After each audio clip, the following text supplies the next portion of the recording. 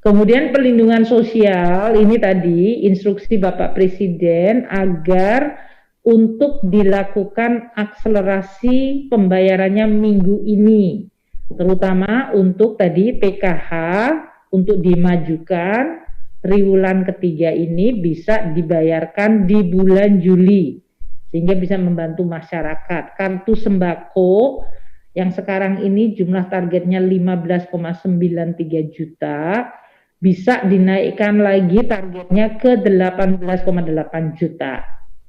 Dan bantuan tunai untuk 10 juta KPM selama 2 bulan akan dibayarkan pada bulan Juli ini. Demikian juga untuk BLT desa yang sekarang ini baru mencapai 5 juta bisa dinaikkan sesuai pagu di 8,8 juta target. Dan kartu prakerja untuk penyerapan batch yang kedua bisa dilaksanakan pada bulan Juli.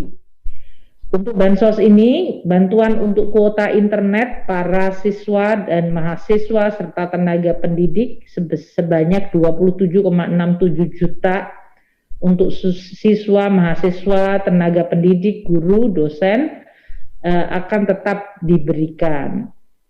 Nah, di dalam pelaksanaan program 2021, kami melihat bahwa untuk pelaksanaan PPKM ini perlu tambahan anggaran, yaitu terutama perpanjangan diskon listrik.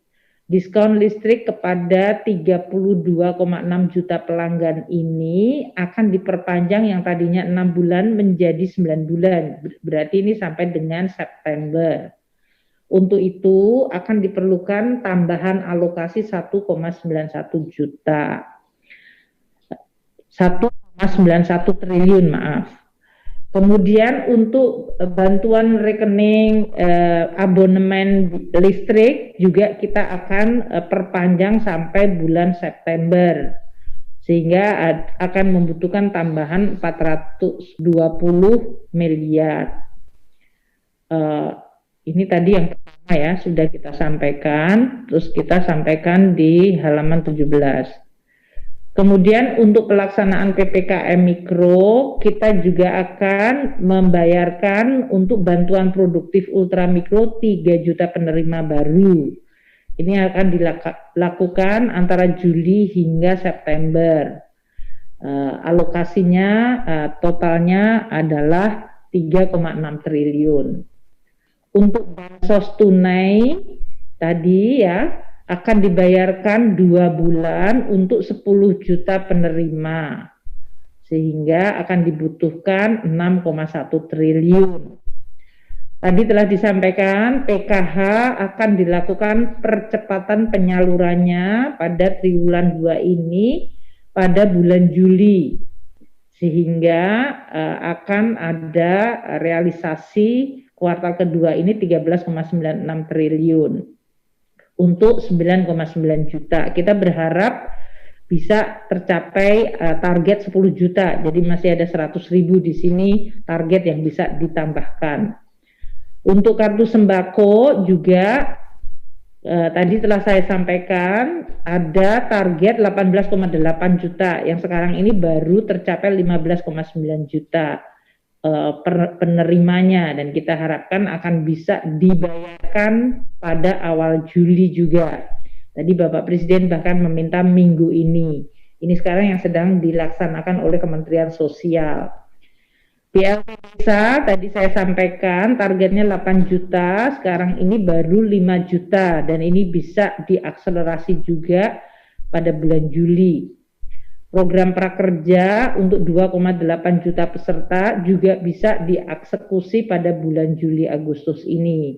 Dan yang terakhir tentu insentif usaha untuk lebih dari berbagai kelompok usaha di dalam membantu untuk memulihkan kondisi perusahaan maupun meningkatkan konsumsi masyarakat seperti pembebasan PPNBM dan juga untuk insentif bagi pembayaran pajak karyawan yang ditanggung pemerintah.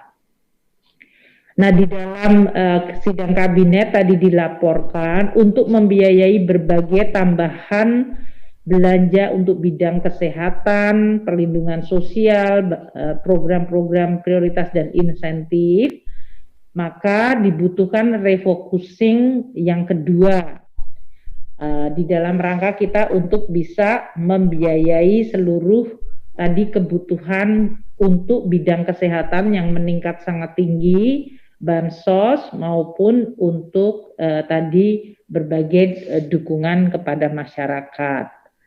Nah, dalam sidang kabinet ini telah disepakati akan ada refocusing tahap selanjutnya ini untuk membiayai adalah 26,2 triliun plus 6 triliun yang berasal dari transfer keuangan dana desa.